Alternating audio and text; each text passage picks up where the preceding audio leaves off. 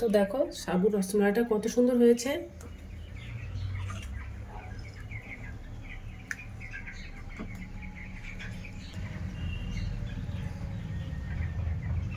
তো বন্ধুরা, তো আমি আজকে আবার অন্যদিনের মতো নতুন একটা রেসিপি নিয়ে এসেছি। আজকে রেসিপি হচ্ছে সাবু পিঠা। তো চলো আমি এই রেসিপিটা কিভাবে বানাই তোমরা শেষ পর্যন্ত ভিডিওটা স্কিপ না করে পাশে থেকে দেখার জন্য অনুরোধ রইল। তো চলো শুরু করি। এই পিঠাটা বানানোর জন্য আমি সাবু নিয়ে নিয়েছি। এর মধ্যে 150 গ্রাম সাবু আছে।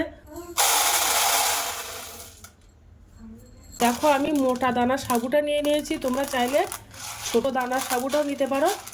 এবার আমি পরিষ্কার করে জল দিয়ে ধুয়ে নেব।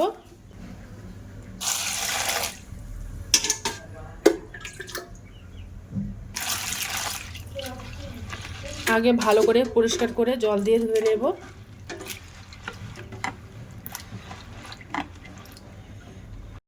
তো দেখো পরিষ্কার করে জল দিয়ে আমি ধুয়ে নিয়েছি। এবার আমি হাফ বাটি উষ্ণ গরম জল দিয়ে দেব।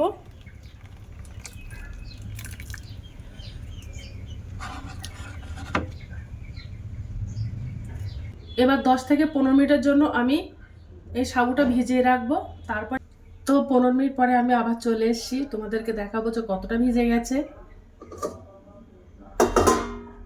দেখো ভিজে গেছে একদম কত সুন্দর, একদম শুকনো শুকনো হয়ে গেছে। মধ্যে 2 চামচ গুঁড়ো দুধ দিয়ে দেব। এই গুঁড়ো দুধটা দিলে খেতে কিন্তু আরো ভালো লাগে পিঠাটা, তার জন্য দিয়ে দিলাম। দিয়ে ভালো করে এবার মেখে নেব দুধটা।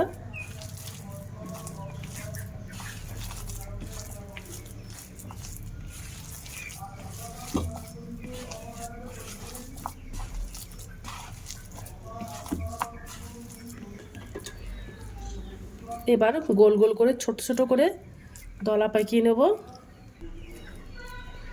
ছোট ছোট লাড্ডু শেপে দিয়ে নেব, খুব বেশি বড় করব না, ছোট ছোট করে বানিয়ে নেব। তো দেখো ছোট ছোট করে বানিয়ে নিয়েছি, একই রকম সাইজের বানাবো সব।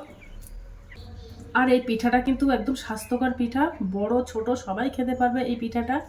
আর খেতেও কিন্তু অসাধারণ লাগে এই পিঠাটা। সাবুটা যখনই ভেজাবে তখন জলের পরিমাণটা সবসময় ঠিক করে রেখে দেবে। এক বাটি সাবুতে হাফ বাটিরও কম জল দিয়ে দেবে।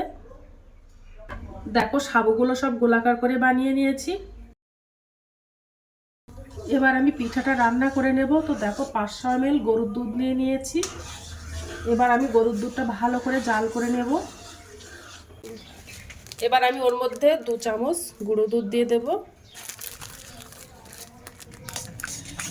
দিয়ে একদম ঘন করে নেব দুধটা জাল করে।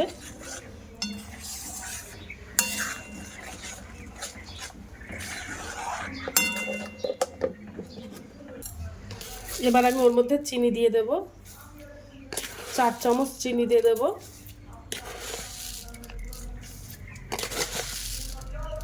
4 চামচ চিনি দিয়ে দিলাম।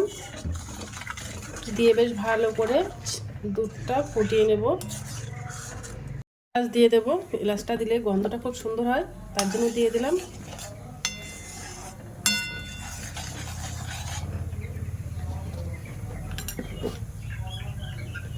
অল্প একটু লবণ দিয়ে দেব, খুব সামান্য 1 চিমটের মতো।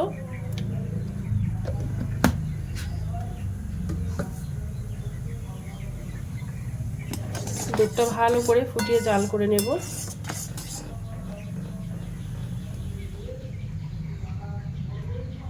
এই পিঠাটা একবার হলেও বাড়িতে তোমরা ট্রাই করতে পারো। আর ভিডিওটা ভালো লেগে থাকলে আমার চ্যানেলে একটা লাইক, কমেন্ট, শেয়ার এবং সাবস্ক্রাইব করে দেবে। দুধটা জাল করে একদম ঘন করে নেব। এবার এই গরম ফুটন্ত দুধের মধ্যে আমি পানি রেখেছিলাম ওইটা দিয়ে দেব একটা একটা করে।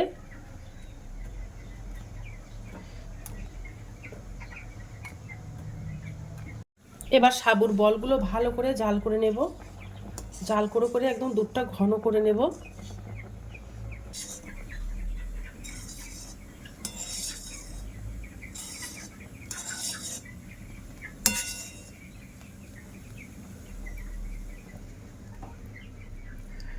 তো আমার পিঠাটা বানানো হয়ে গেছে। এবার আমি ঠান্ডা করে একটা প্লেটে তুলে দেখাবো যে কেমন হয়েছে।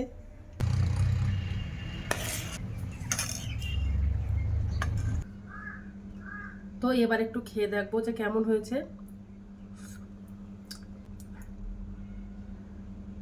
তো আজকের দিনের মতো ভিডিওটা এখানে শেষ করছি। আগামী দিন আবার একটা নতুন ভিডিও নিয়ে চলে আসবো।